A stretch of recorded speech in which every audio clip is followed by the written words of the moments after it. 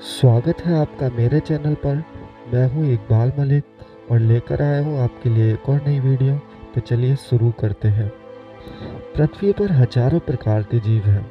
कुछ मरीन यानी समुद्रीय और कुछ धरातलीय यानी जमीन पर रहने वाले। लेकिन ऐसा क्यों कि करोड़ों प्रजातियां इस धरती पर होने के बाद भी भगवान ने सिर्फ इंसान को चुना। इंसान यानी वह जीव जिसके पास पृथ्वी पर रहने वाले दूसरे जीवों से अधिक शक्तियां हैं। पहली शक्ति सोच की शक्ति। हालांकि जो भी जीव इस पृथ्वी पर रहता है, सोच की शक्ति उस हर जीव के पास है, किंतु तर्क वितर्क की शक्ति केवल इंसानों में पाई जाती है। दूसरी शक्ति है सच और झूठ को जानना।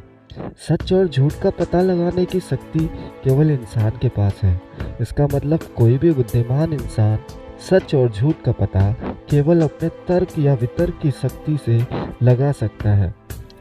तीसरा है इमोशंस।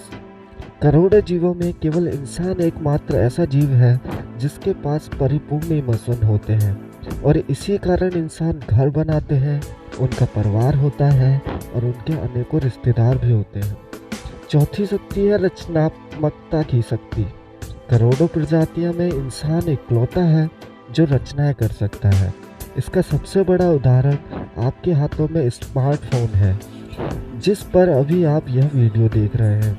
जब से इंसान ने स्मार्टफोन की रचना की है, दुनिया के बीच जो दूरियां थी बहुत तेजी से कम होती जा रही है। आज आप घर बैठे हुए स्मार्टफोन और इंटरनेट की मदद से पूरे विश्व की जानकारी चंद मिनटों में हासिल कर सकते हैं।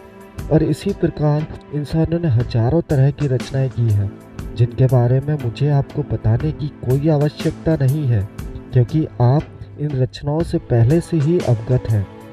अब सवाल यह है कि सिर्फ इंसान ही क्यों इतना सब कुछ कर पाया?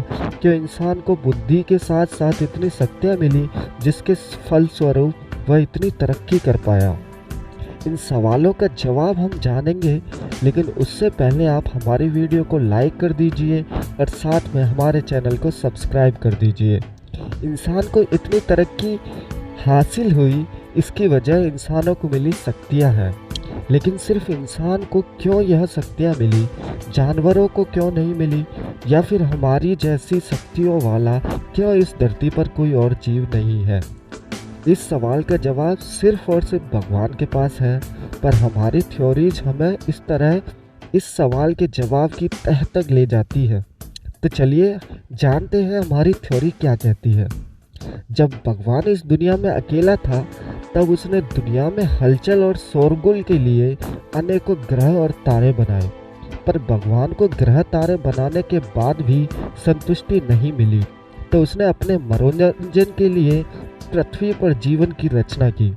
उसने पशु पक्षी अनेकों जीव बनाए। भगवान को कुछ दिनों तक जानवरों को खाते पीते, सोते जागते और खेलते देखने में आनंद आया, लेकिन जानवरों को रोज रोज यही करते हुए देखकर भगवान बोर महसूस करने लगा। तब उसने फैसला किया वह एक ऐसी प्रजाति बनाएगा जो हर रोज कुछ नया करे, नई रचनाएं करे और कुछ हद तक जैसी वैसी ही हो जैसा कि वह खुद है।